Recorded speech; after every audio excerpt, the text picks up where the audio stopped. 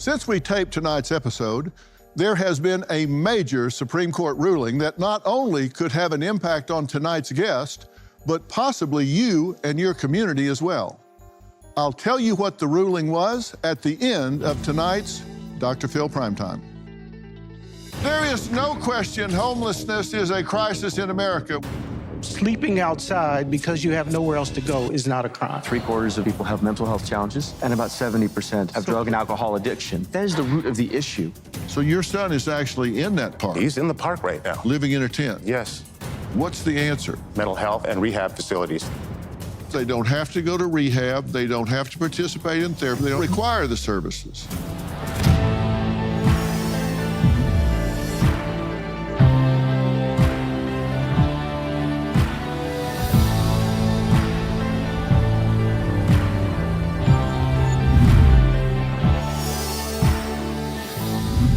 No question, homelessness is a crisis in America, with a debate over how to solve this human tragedy being hotly contested.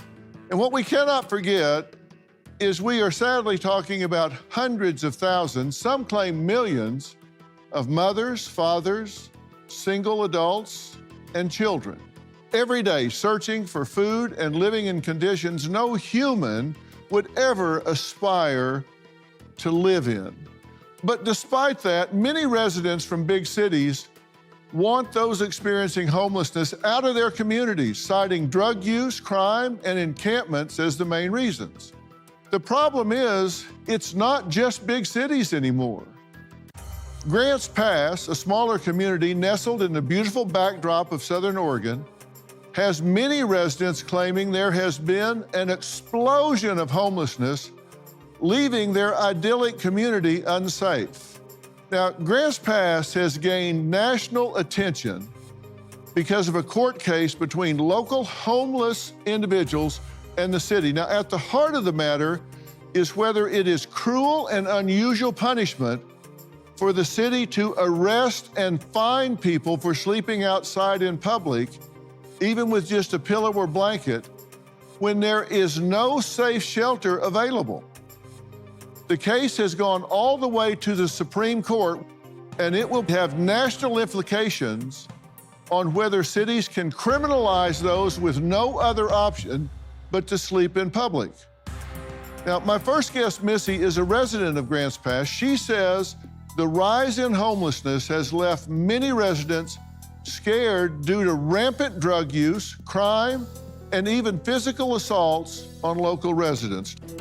Almost 10 years ago, me and my 6 kids, we ended up homeless here. It's really sad to see what's happened, not just down here, but this whole town. You really can't go anywhere without being scared. A few years ago, some guy jumped in my car and he grabbed me. And what are you supposed to do? Tell the police it was some homeless guy? Other than drug use, I think that there's a ton of mental health issues. It's just crazy to see this place, like right behind. You guys are actually filming these guys down here right now? Right now behind us, we've got some people that are pretty frustrated that we're here right now. They want royalties and money, and it's entitlement. You have the energy to get up and come harass a film crew, but you can't get off your ass and go look for a job. This is insane. I feel like if the city could get some land for, oh my gosh. It's only on my face. We keep having to move locations. You sure have a lot of energy. Do you not have a job? It's none of your business. He just won't leave us alone. It's like, what, the 6th, 7th time we've had to move locations? When I was homeless, you weren't allowed to do this. We would have to leave the park after dark. Now they're allowed to kind of do whatever they want. They've literally taken over it. I really hope that the government can do something, maybe get a plot of land for the urban campers where there's showers and bathrooms so we could get our parks back. Well, Missy, thank you for being here. Thank you for having me. This is a problem. Yeah. And you say many of the residents in Grants Pass just really don't feel safe anymore. And we're talking about kind of common areas where usually you would just go to really be carefree, be in the park, children would be playing, people would just be walking, enjoying themselves. And now it's kind of like an obstacle course. What are you most afraid of? Well, I was assaulted I guess that's like one of my biggest fears, is that happening again. I mean, I was alone when that happened, but I can't even imagine if, like, you know, one of my kids was with me. So it's a constant fear because it happens like daily. You go to Walmart, you're approached. You go to the 7-Eleven, and it's just, it's a constant thing. I'm afraid of being attacked again. Well, I'm sorry that happened to you. That changes you, doesn't it? Absolutely, yeah. What did you say to yourself at the time? Did you fear for your life? What did you think was going to happen?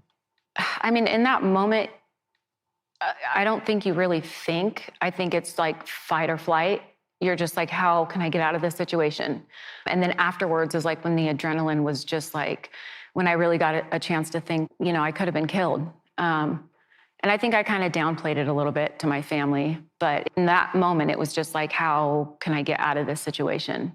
What happened in that moment? What was said to you? Were they trying to take something from you? You know, I really don't remember exactly if he was like trying to rob me, but he did. When he got in, he grabbed me and he had a hold onto me. And I've been assaulted before, and so it's kind of like you've got this thing going through your mind, like, oh my gosh, this is happening again.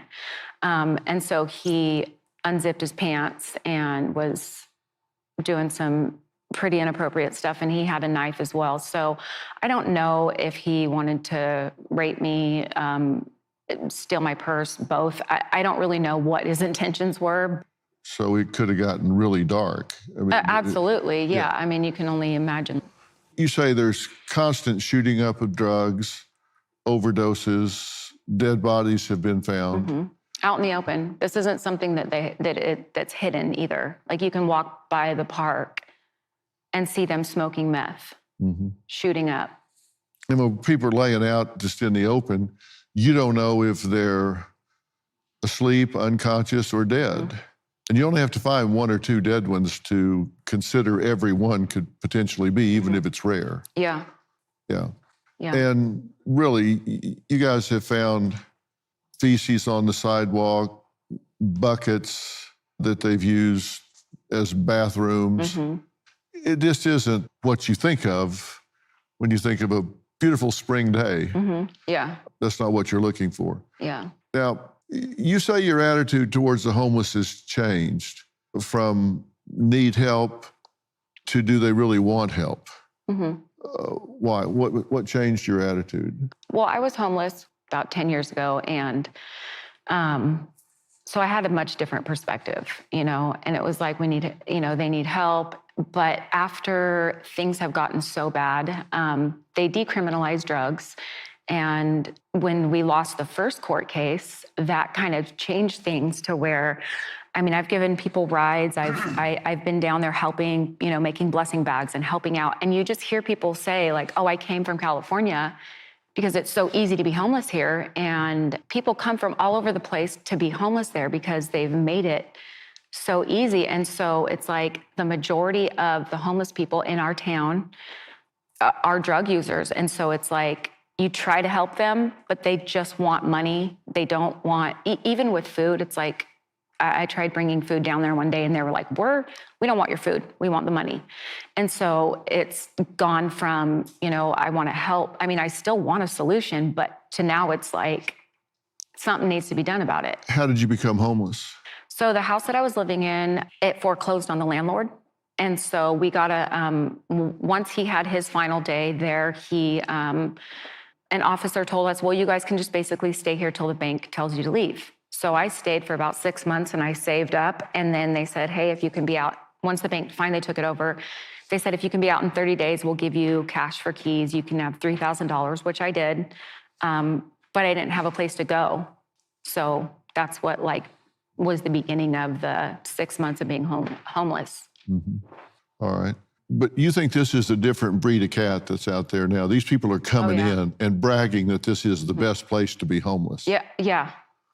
Because free services are available, clean needles, and drugs were decriminalized, which had to be one of the dumbest things I've ever heard of in my life. And they've decided that now, right? Yeah, I think they're going back. They're reversing that brilliant decision to say, yeah, just Yeah. all skate, free for all, do whatever drugs you want. Yeah. That was not a smart decision. That didn't work. Yeah. Surprise. Right. Okay, next, a resident of Grants Pass who says he has taken matters into his own hands to keep his beloved neighborhood safe. Why? Because he says the local government just isn't doing enough. They're just not fighting the surge of homelessness. So we're going to add him to the conversation after the break. You say you're not against the homeless, No. but you believe there needs to be some accountability. Where do you draw that line? The officers are kind of being mean with us. They kind of look down on us, because we're homeless. Well, they think most of us are drug addicts, and that's not necessarily true. Some of us are just displaced. We basically get treated like we're street trash. Nobody wants to see us.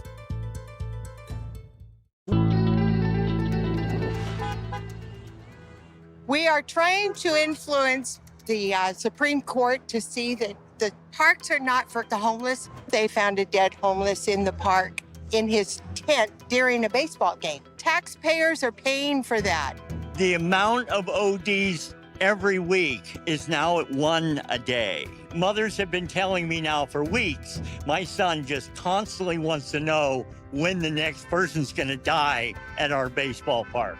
If I do something illegal, I expect to go to jail. But these people don't seem to have that option, I guess, and they can do whatever they want. Why do they have a different set of laws?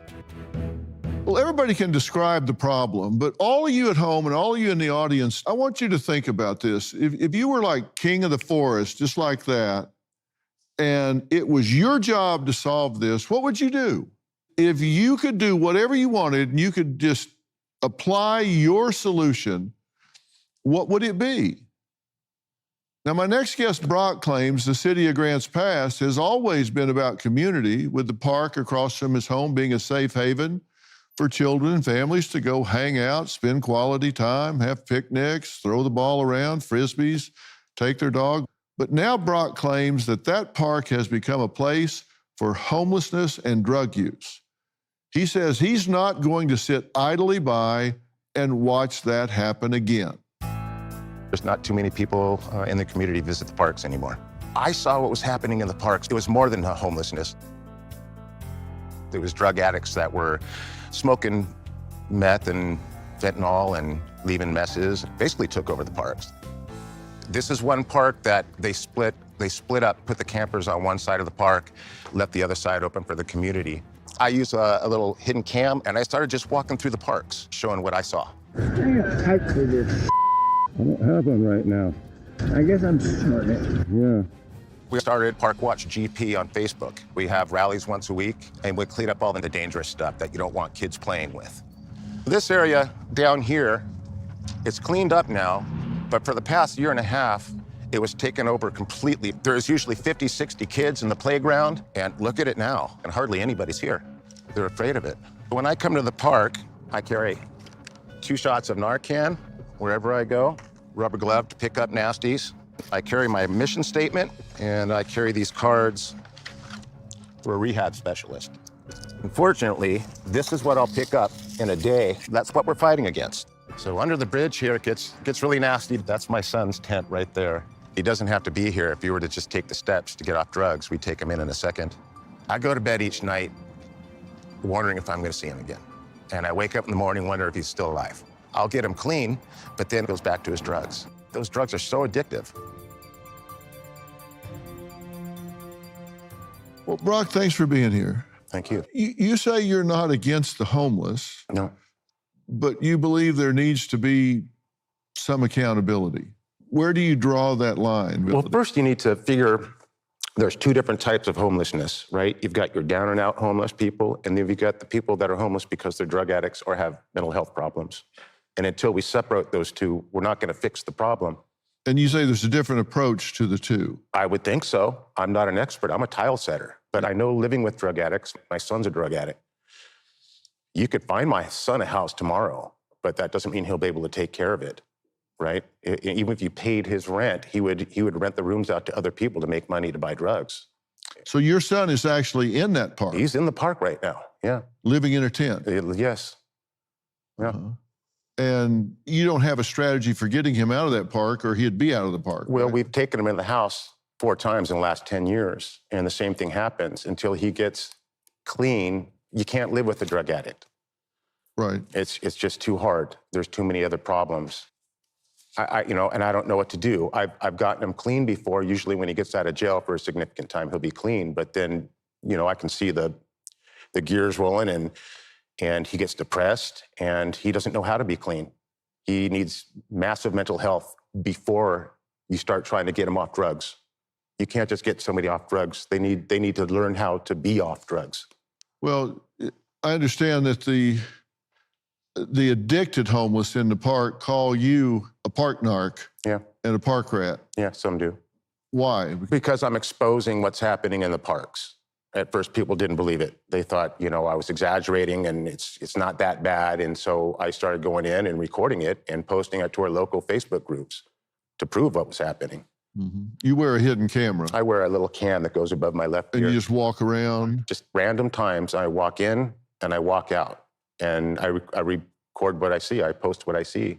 And you're holding weekly meetings and showing some of this and talking to people because you're trying to get the city to act. Yes. What do you guys want them to do? What's the answer? Well, first of all, clean up the parks, right? Define clean up. Going through the bushes and the gutters and pulling up all those needles and tutors and the foil that we see on the ground. So physically, you want to get the drug paraphernalia out of there so children don't walk up and grab it and stab themselves. Yes. Yes. Animals too. Yeah, animals. Somebody lost their dogs dog. and children. Yeah. Okay. Yeah, dog OD'd in the park. All right. So you want them to clean up physically. Help keep us safe. Okay. So once that's done, it's just going to fill back up. So you're going to have somebody go through there and clean that up on a regular basis, Yeah, right? that's what we're doing. Okay. And it gets better and better every time we do it. We do it once a week at the sports park. Okay. And so we're cleaning it up a bit. We're making a difference. Okay. All right. And then besides that, what do you think needs to be done? Again, mental health and rehab facilities. There's hardly anything available. There's tons of outreach to help people, to feed them, to clothe them. They give them tents, but they're not out there pushing the rehab. And they don't want the rehab, if you ask most of these people. They're not interested, and that's the mental health part. Well, we were looking at a plot of land to put, so Medford, it's like 23 minutes away. It's the next town over, and they've got Rogue Retreat.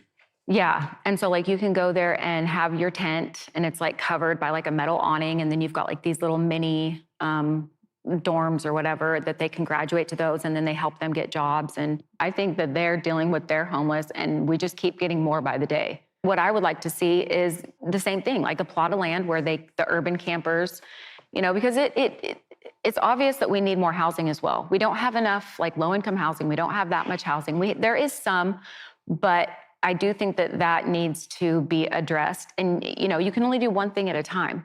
But starting with a piece of land that we can put them in to where they're not in our parks anymore, they're on this specific property. And if they're found camping and living outside of that area, that there's going to be maybe a warning, a fine, and then either jail or, I don't know. I don't have all the answers, but not doing anything is Well, it doesn't sound like you have any of the answers. You're just pushing them down the road. And I'm not saying anybody does. I'm just saying, but you pushing them down the road, eventually, will they just fall off the earth? Well, they go where it's easiest. So Medford has been able to clear out their parks by opening up Rogue Retreat and several other places for people to go. That doesn't solve the problem. It You're doesn't just talking solve the about problem, but what relocating. happens, they have structure there, and they try to teach people how to go to bed at night at a certain time, get up at a certain time. They don't say you can't use drugs. It's low barrier, but you can't use drugs on site. So there's structure, there's accountability. A lot of people don't want that, so they came to Grants Pass, where it's easier. So the injunction states that if a city doesn't have enough space to house people, they can stay in the parks. So we don't have that yet. So we're being forced into finding a place that we can open up a low barrier campsite. But that doesn't mean they're going to go there, right? We can't make them go there. They can stay downtown if they want. All right, well, we're going to keep talking about this. Next, a man currently experiencing homelessness who says criminalizing the things needed to survive on the street is not the answer. We're going to add him to the conversation after the break.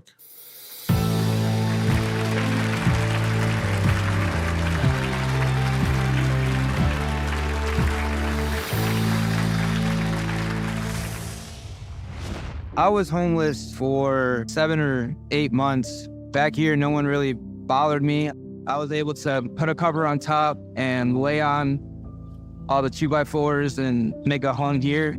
And then I put the carts against so that nobody would bother me. Back there, took enough fentanyl that should have ended my life. You say it got to the point where you didn't really care whether you lived or died. Why? People don't want to be homeless. You've actually spent money that you could have spent on affordable housing and services on criminalizing individuals. Donald and I disagree on this. He's for housing first. We're Well, very no, much for I'm treatment first. I'm for the We're for facts. treatment first. I'm for the facts.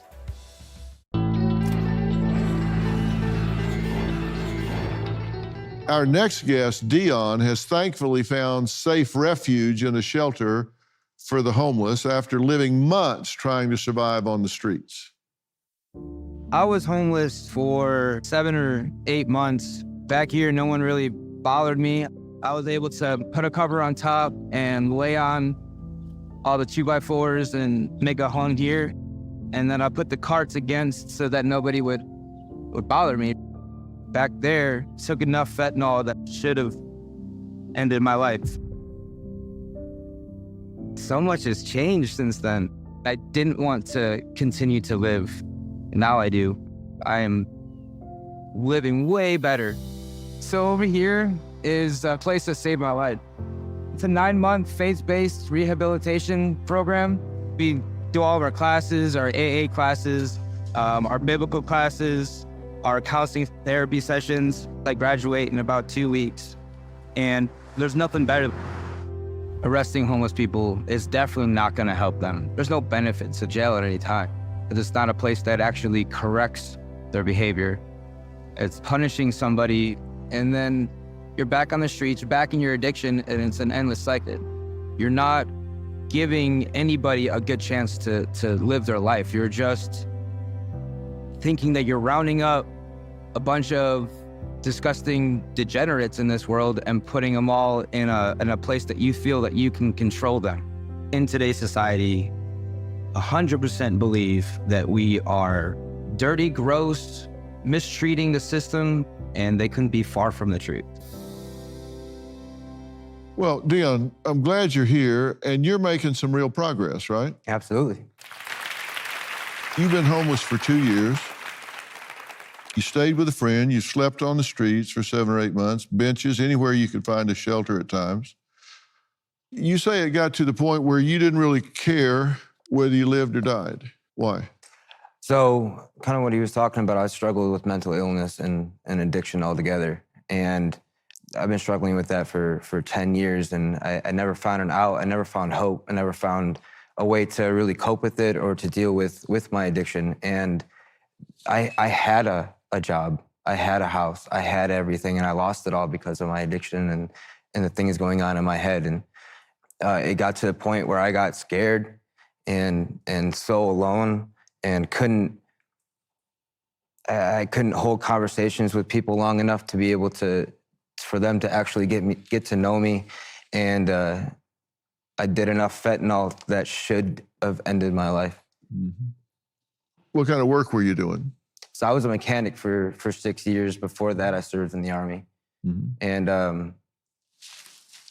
for the 6 to 7 years that I was a mechanic, I managed shops. I had people that worked for me. I almost was on the path to buying my own shop. Mm-hmm. And I had a nice condo. And what happened to derail you?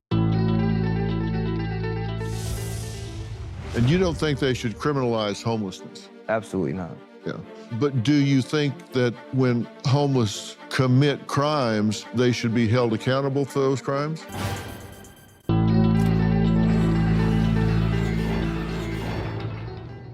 What kind of work were you doing?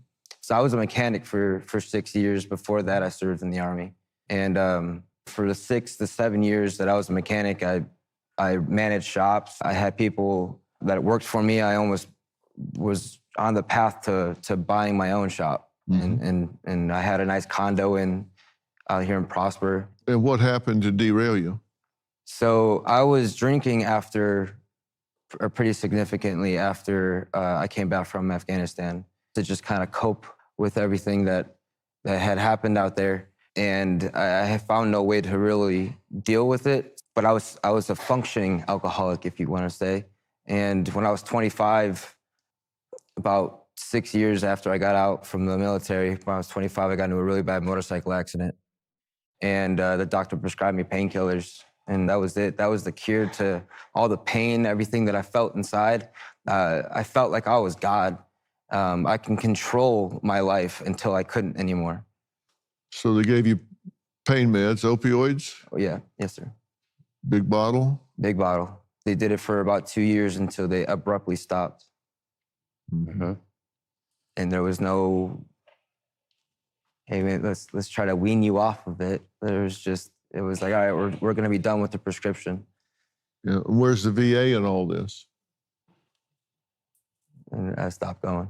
They were no longer helping me. They weren't offering you any help? Yes, sir.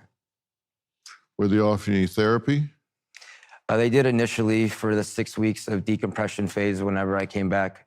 But after that, I put on a mask to say that I'm fine, I'm stronger than this.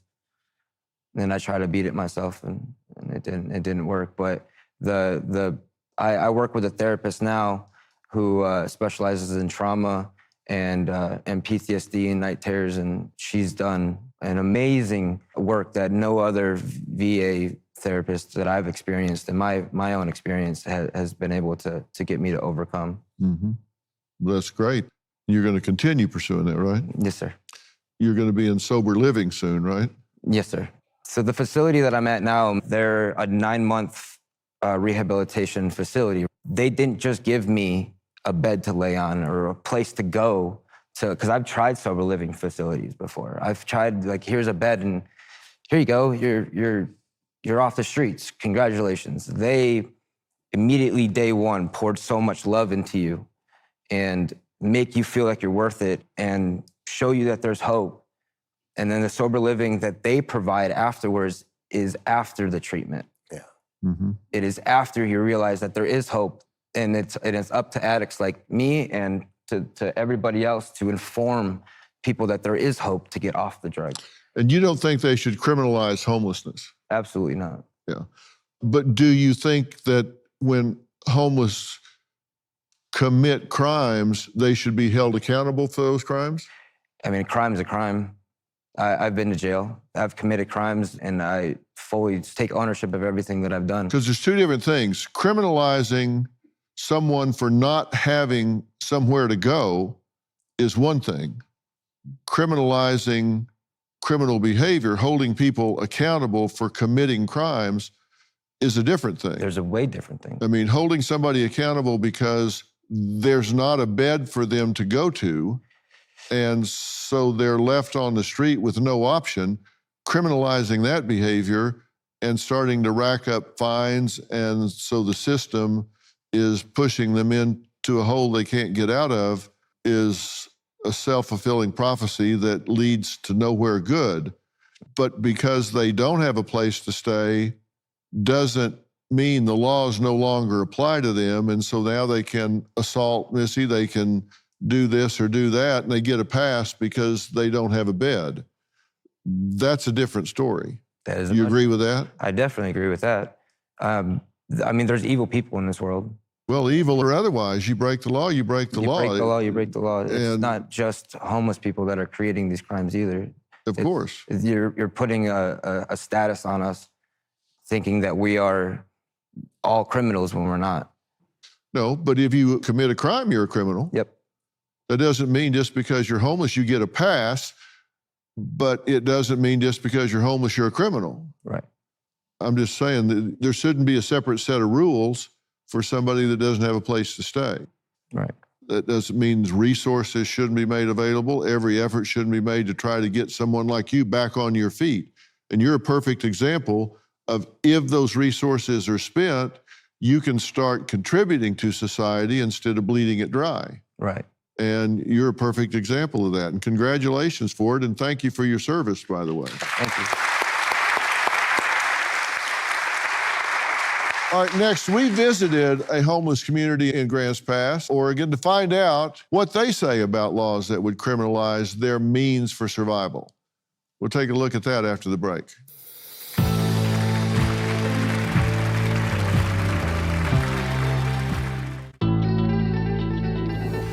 Came together today to make sure that people around this country who are experiencing homelessness know that we have their back. They know that we care. And you show those in power in this country that arresting, fining, and ticketing our neighbors does not make homelessness better. It is a costly way to make homeless people invisible and homelessness worse. We should have realized a long time ago that we can't arrest our way out of issues. If you ask people experiencing homelessness themselves, they are strongly against being criminalized. The officers are kind of being mean with us. They kind of look down on us, because we're homeless. They literally look for reasons to give us tickets so they can kick us out of the parks. The officers will come through, and they'll wake us up in the morning, who's in your tent? Well, they think most of us are drug addicts, and that's not necessarily true. Some of us are just displaced. We basically get treated like we're street trash. Nobody wants to see us. I'm hopeful, though, that maybe they actually realize that it is cruel and unusual punishment to be doing this to us. Just give us something we can work with. More shelters, homeless shelters, or a piece of land where we can go and not be bothering anybody. I'm scared they have a group that goes around and beat up homeless people. Take baseball bats to them and stuff. There's some people who've been put in the hospital from it. And if we had somewhere to get up and leave too, believe me, we'd be there. Well, joining us now is someone I consider a really good friend, Donald Whitehead, who is the executive director of the National Coalition for the Homeless. He believes criminalizing homelessness would set a terrible precedent for our country. On the other side is Matt Makoviak, who is the co-founder of Save Austin Now, a nonpartisan citizenship group dedicated to protecting the quality of life in Austin, Texas. Now, Matt's been on the show. Consider him a friend as well. He believes laws surrounding homelessness are needed to protect communities and even those experiencing homelessness themselves. And I've got strong feelings about this. There are parts of both of y'all's positions that I agree with. And then there's a third position that I hold that I'm going to talk about that I feel strongly about, but I come last. So it's good to see you. Good to see you as well. You certainly don't think that we should be criminalizing people for not having a place to stay. No. And I agree with that 100%. If somebody like you, who are obviously a very responsible young mother, finds herself without a place to stay, and the place you're in doesn't have resources to help you get over a hump, they have 50 beds and 100 people that need them, we shouldn't arrest the 50 that don't get a bed. That's insane. That just means, okay, you didn't have the money for a place to stay. Now we're going to start tagging you with a ticket for $100. Then you're not going to pay that. So now you're going to be in contempt of court. So now we're going to tag you with a second one for now, $250. Now you're going to owe $350. So we're going to snap you up and put you in jail for 30 days. When you get out, you're going to owe court costs and you're still going to owe $350. I mean, we're just digging a hole and throwing dirt in on top of you. That doesn't solve anything. It does not. And the other thing that people have to understand is people don't want to be homeless. And if you find, jail, and arrest people, after that's over, they're still homeless. So you haven't solved the problem. You've actually spent money that you could have spent on affordable housing and services on criminalizing individuals. And so the status of homelessness should not be criminalized. I do agree if people commit crimes, they should have to answer for those crimes. But sleeping outside because you have nowhere else to go is not a crime. Yeah, if some guy jumps in her car, pulls his pants down, tries to grab her purse, I don't care if he's homeless, not homeless, came out of the bank, whatever. he's going to jail. Absolutely. That's a crime. Now, that's not criminalizing homeless. That's criminalizing behavior of somebody that happened to be homeless when he did the crime. He's going in. I don't care. That's a crime. That's different than criminalizing homelessness. Agreed? Absolutely. And we see in communities where they have stopped criminalizing homelessness, homelessness has decreased dramatically. One example, Miami, Florida. Miami, Florida stopped criminalizing homeless people for a period of years, and homelessness in that community was reduced by 90%. Why? Because they used the alternatives. They used housing and supportive services, so people were off the streets and able to get treatment that is non-existent in a lot of places. They were able to get mental health services. So the city had to be creative. The city had to think about solutions and not just making people invisible by putting them in jail, but actually making people healthy. Communities are absolutely safer and healthier when we have alternatives to criminalization and we have housing and supportive services. Yeah, and arresting people is a very expensive way to get 3 hots in a cot. Absolutely. Matt, what do you say about all this?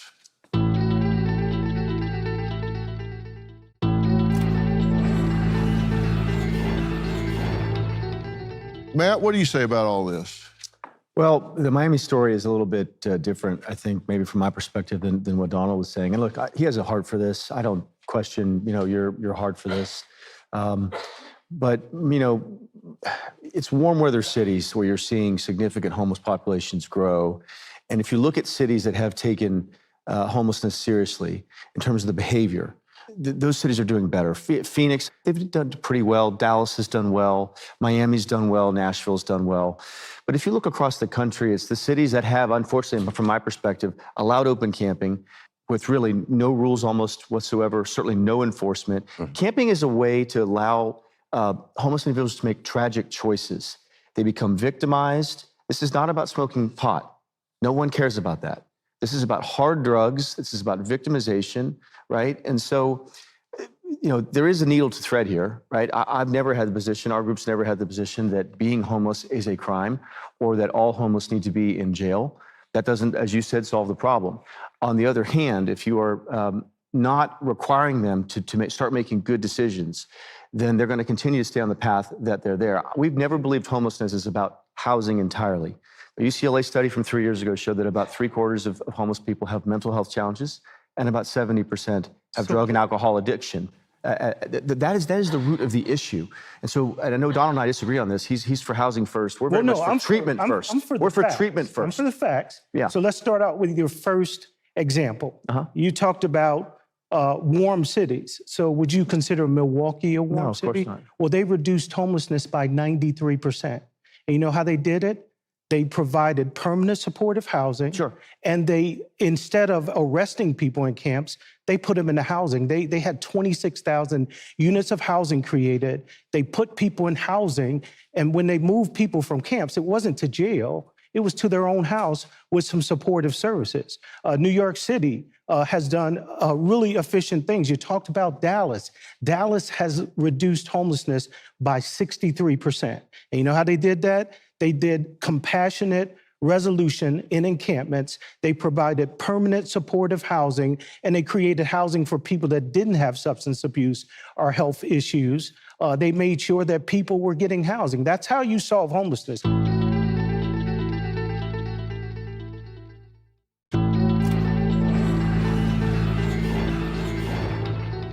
We're out of time for tonight. Tomorrow, we'll hear from people experiencing homelessness in Grants Pass and learn why they are strongly against being criminalized. Plus, the debate over the solutions to this national problem reach a boiling point when we introduce an advocate for the homeless who has a strong opinion about what needs to be done to get people off the streets. Here's a sneak peek at tomorrow's show. If housing were the solution to homelessness, homelessness would have gone down. Giving them 4 walls and a bed just doesn't address the issue. How do you And that's pay not for your much. rent if you can't hold a job? There are 15 available units that are just still sitting empty because they want to continue using drugs. Nobody wants to follow the rules. No lease in America says you can use drugs on your property. Addiction and mental health is being under-acknowledged as a role in all of this. Since we taped tonight's episode, it's been reported that new leadership, including a new mayor in Grants Pass, have been working to change how the city will address its homelessness crisis.